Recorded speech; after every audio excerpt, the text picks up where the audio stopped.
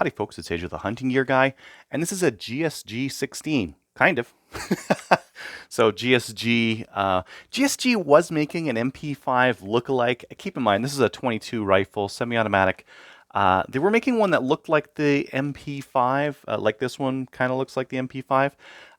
But then the big brains over at the RCMP said, that's an MP5 variant, you can't have those in Canada. So GSG made one that wasn't an MP5 variant. It actually came with a stock, like a wire look-alike stock that was plastic, collapsing, and some other stuff that was not MP5. It's actually had quad rails all over it.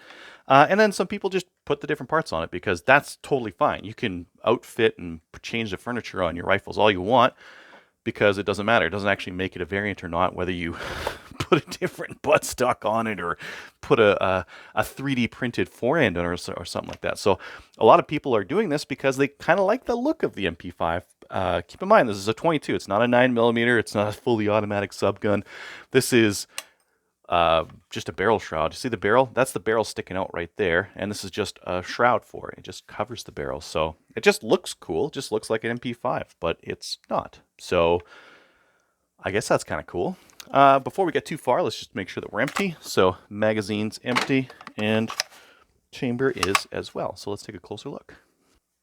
Now the original stock looks like this. It's got just those two wires out there, and you pull this lever over to adjust it, and it's got Picatinny on the top where you put your face, because I don't know. Kind of weird to me. So anyways, a collapsing wire stock.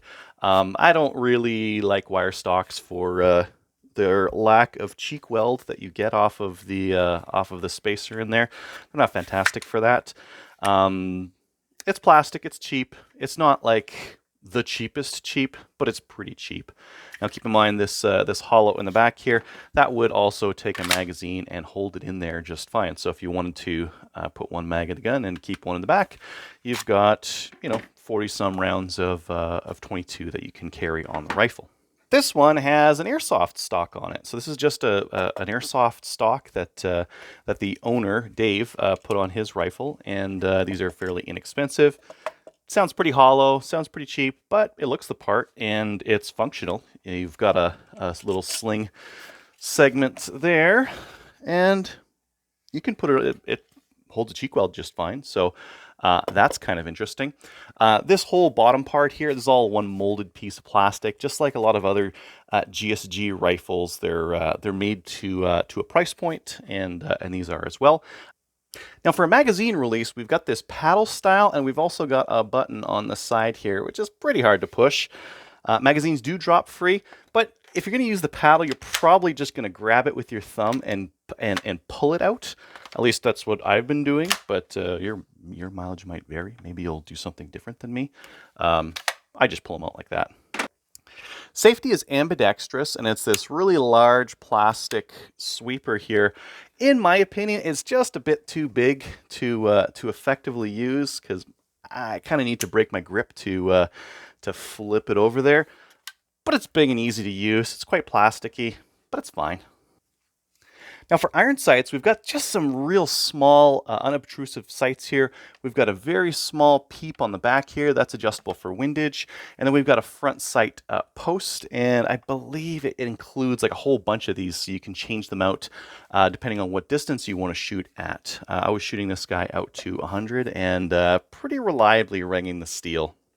Now, the original would have had rails. It would have had this quad rail forend. It would have had plastic rails on the top, the sides, and on the bottom as well. But this one's been modified. It has a 3D printed forend, which feels great, by the way. You can get some guys are printing these and putting them on CGN. Feels great. It's also got a 3D printed top rail delete here. So instead of that top rail just continuing along here, they've just got a nice plate there. Again, to make it complete the look, make it look like that MP5. Now a little bit further up on the gun, we've got this barrel shroud. And again, this is just a hollow tube. It's sitting over top the barrel. The barrel is actually peeking out the end there, but it looks cool, right? Now the charging handle you see here is sitting on the right-hand side. That's because the person who owns this rifle is a lefty. Otherwise, you can actually swap it over to the other side. So they are swappable, and it locks up. So you can do the HK slap and get the bolt down on a fresh mag with this.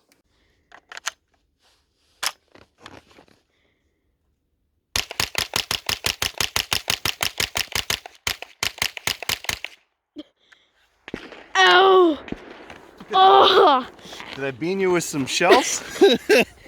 So should you get a GSG16? Well, you know, GSG has come up with a couple of different semi-automatic rifles that are reproductions of other rifles. That seems like they're getting better and better quality every time they're doing it.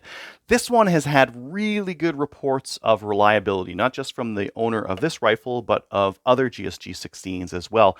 And I found the same thing. I ran through a few hundred rounds with this thing, and it did not stop. It just ran through the whole thing. So reliability was really good. Accuracy was good enough for, again, this style of rifle. This is not a target rifle, so I wouldn't really expect like consistent half-inch groups at 50. I was getting closer to like 3/4 to an inch, that kind of thing. So, but try some good ammo, and you might be really surprised with the accuracy you can get out of it. Now, really, what I think this is a fun 22. This is a fun 22 with big 22 round magazines. That looks like an MP5, that has some functionality kind of like an MP5, where you can use the charging handle like one, but shoots 22 ammo, which is cheap and is actually fairly inexpensive itself. So definitely, if you have some time, check out the GSG16. Thanks for watching.